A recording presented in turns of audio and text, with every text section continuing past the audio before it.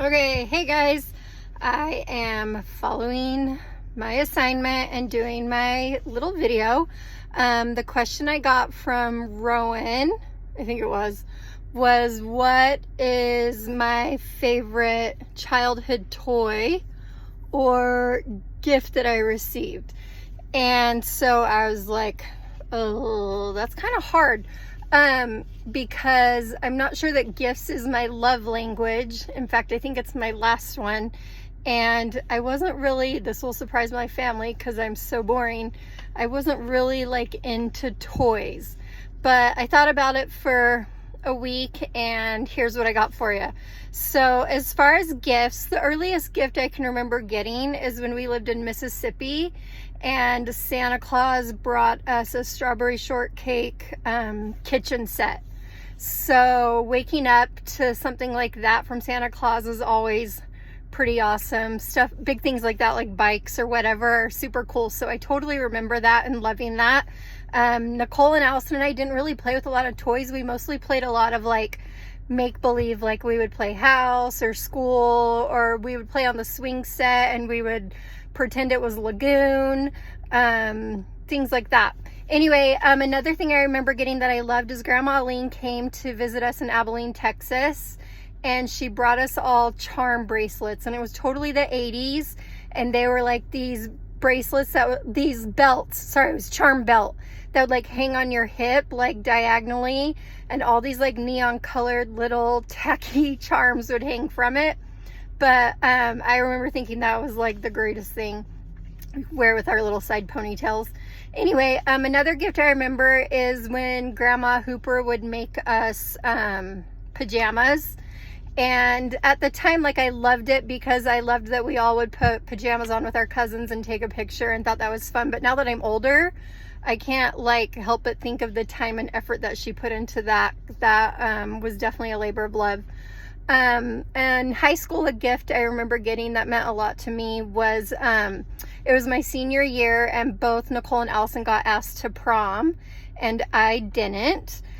And so, Grandma Shauna lined up a date for me and the date was fine, whatever. I mean, I wasn't really into the guy or anything, but Grandma took me and bought me a new outfit, and I remember thinking it was like the cutest outfit ever. She bought me like lucky jeans with this cute shirt and a denim jacket, like the whole get up. And I just remember like really loving that and thinking that was really nice.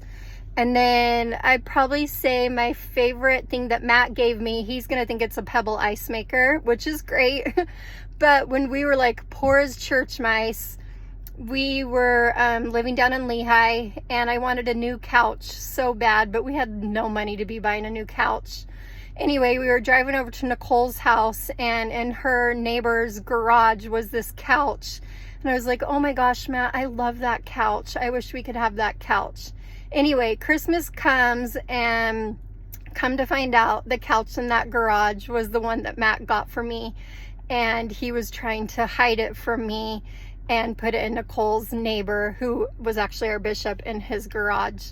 So I think it's probably safe to say that the best gifts that we get are memories, and I dare say everybody on here probably agrees. Starting with Grandma and Grandpa, like Papa and Grandma Mary, like the tradition that they started with taking us on vacations.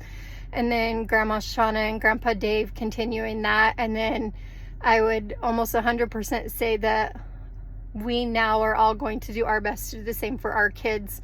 Who knew that the gift of those vacations would create like such strong bonds? But totally does, because I don't know a lot of families that are as tight as we are.